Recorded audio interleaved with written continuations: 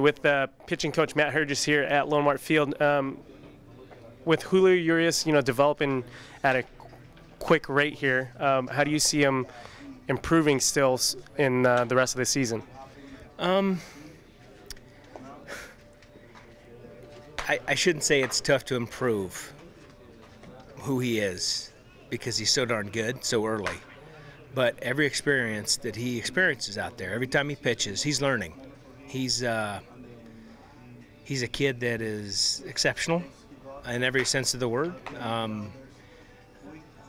I guess, yeah, his experiences are they're making him better. And sure, the pitches, he's refining his changeup, he's refining his breaking ball.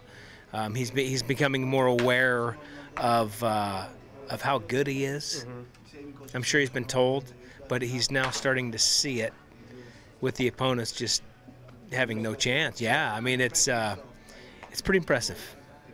What do you see? I know we just touched on it a few moments ago with Julio. Cutting his ERA down this second half of the season from the 3.59 to the 1.35. What has been the biggest adjustment in your eyes that he's done? He's been regular. We've had him regularly pitching. We haven't said, okay, you're going to take 2 weeks off. Or we haven't said, okay, you get 2 innings tonight, your next start will give you 3 innings, then you'll go back down to 2 innings. We've actually kept him like on a regular schedule, and we've extended his pitch count, which has been awesome. This last time out, he had 90. That was his limit. And I think it takes away the frustration for him because I know every time after 2 innings, 3 innings, we'd come and say, hey, great job, you're done. He didn't show it, but I know it was frustrating because he just wants to pitch. Yeah. I mean, he's an 18-year-old kid with exceptional talent that just wants to compete, Yeah. So the fact that we've kind of let the leash out a little bit has been good for the kid, and he's been dominating. I mean, the second half,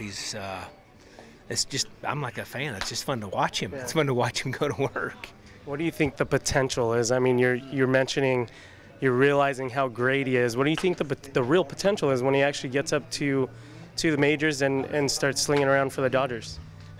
Wow, risky for me to say. Okay. I don't want to compare him to anybody. I don't want to place any more expectations on him that he's got because he's absolutely swamped with those. Yeah. I mean, people they're starting to know who he is. I mean, everywhere he goes now, people know he's Julio Urias, and they know what he's potentially the next Fernando. Yeah.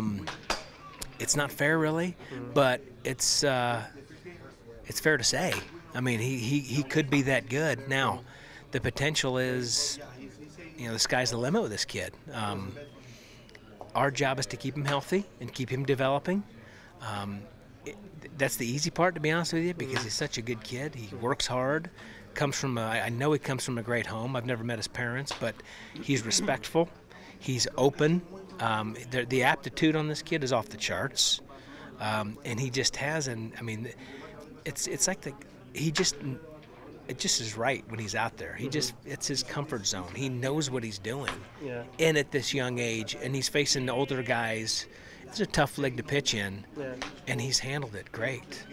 Yeah, even when he's failed a little bit, the next time out is a totally different ball game. He's learning like crazy. He's a sponge, and he's staying healthy, which is great. And that's, like I said earlier, that's probably our number one priority. We need to do right by him. We need to keep him healthy. Not that we have a magic potion, or I mean, everybody has their opinion on how to keep people healthy. But I think if we just use common sense with him, and he's very open. I mean, I ask him every day, "How you doing? How's your groin? How's your arm? And he tells me. Yeah. He tells me if there's a concern. He tells me. Yeah. And a lot of kids will be like, "No, I'm fine." Yeah. But it's also not if he struggles, there's no excuses, and that's the big thing. There's accountability, and that's something that can really only come from the home, from the upbringing. Yeah, I've seen quite a handful of games that Urias has pitched, and I've seen him what I would think where he would get flustered if he walks a couple batters in a row, and I've seen a very cool head on him. Do you think that's more than talent right now at his age, as far as keeping the mental stability that he can battle through that those 2 batters and just get through the inning? Well, when I see frustration for him, it's when he doesn't execute a pitch. I've never seen frustration when his teammates make an error behind him. I've never seen him show frustration when the umpire is squeezing him. I mean, there may be an odd, maybe a tilt of the head look like, where was that pitch? But it's gone. He never lets any of that affect that next pitch. Again, advanced. Again, that's something that I deal with these other pitchers every day. Yeah. How do you handle these situations? With him, it's just like I said, he just has a knack for it. You know what I'm saying? It's like he was, born and bred to be this guy on a mound, and with really good stuff and a really good head on his shoulders, and got to be careful not to continue to blow up the expectations, because that's what he's feeling, and it's not fair. The kid's only 18. I mean, you put expectation like this on me at 18, come on, I'm a mess. I'm an absolute mess. But he's handling it. I mean, everybody wants his autograph. Everybody wants to talk to him. Everybody wants to shake his hand, and he handles it great. Well, if all goes accordingly, he'll probably be in Double-A next year. We'll miss him down here in Rancho, but thank you for the time, Mr. Herges. My pleasure. All right.